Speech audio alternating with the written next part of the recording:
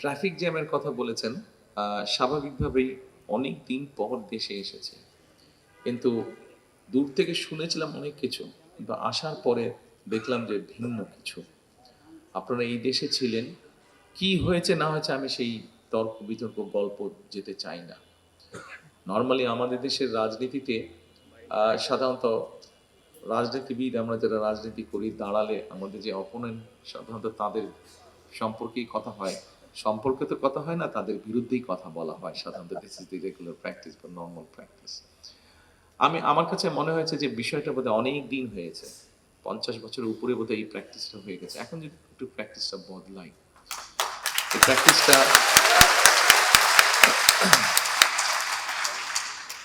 প্র্যাকটিসটা বদলানোর অর্থ এই যে আমি অন্তত পানি বা নদী নিয়ে যে কথা বললাম, আমার মনে হয় আস্তে আস্তে এই বিষয়গুলোতে যদি নিয়ে আমরা কথা বলি, এই সমস্যার সমাধান আমাদেরকে করতে হবে, পানির সমস্যার সমাধান।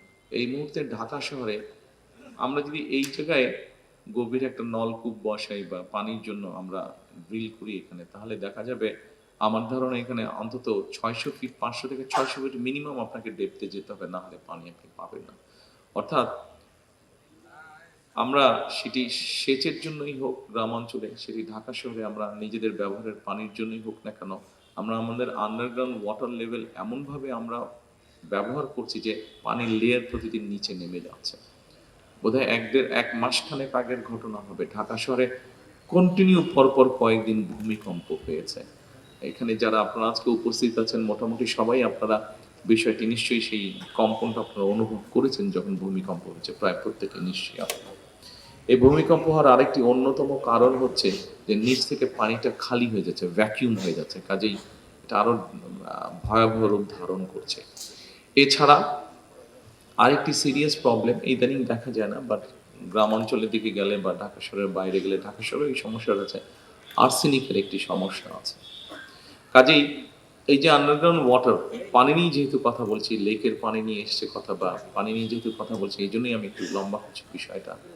অর্থাৎ এই যে আন্ডারগ্রাউন্ড ওয়াটার লেভেল, এটাকে যদি আমরা রিচার্জ করা আজকে থেকেও শুরু করি, অন্তত মিনিমাম নেক্সট ২০ বছর লাগবে এটাকে মোটামুটি একটা সিচুয়েশনে আনতে আবার আগের মতো। এখন এটা আমরা কি করে করব? এখানে একজন বক্তা উল্লেখ করেছেন যে আমি যেদিন ঢাকা শহরে ফিরে এসেছি বাংলাদেশে, আমার এই প্রিয় বাংলাদেশে গত ২৫ তারিখে যখন ফিরে এসেছি, আমরা যেই মিটিংটাতে আমি বক্তব্য রেখেছিলাম, কেউ বলেন ৩০০ ফিট, এটার নামকরণ করা হয়েছে খুব সম্ভবত ৩৬শে জুলাই এভিনিউ হিসেবে নাম করা হয়েছে।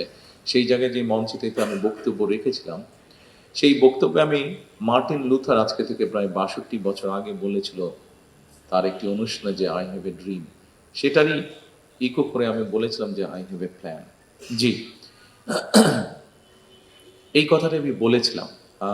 ১৭ বছর, প্রায় ১৮ বছরের কাছাকাছি সময় দেশ থেকে বাইরে থাকতে হয়েছে। আমি যেই দেশে ছিলাম, ইউকেতে আমি ছিলাম। আপনারা এখানে যারা উপস্থিত আছেন কম বেশি অনেকেই আপনারা গিয়েছেন ইউকেতে, এবং নিশ্চয়ই যখন আপনারা ইউকেতে গিয়েছেন, দেখেছেন রাস্তা দিয়ে যখন হেঁটেছেন, গাড়ি দিয়ে যখন গিয়েছেন, ট্রেনে করে যখন গিয়েছেন, এয়ারপোর্টে যখন নেমেছেন, আপনার নিজের অজান্তেই আপনার কাছে মনে হয়েছে যে আমাদের দেশটা কেন আমরা এরকম করতে পারি না।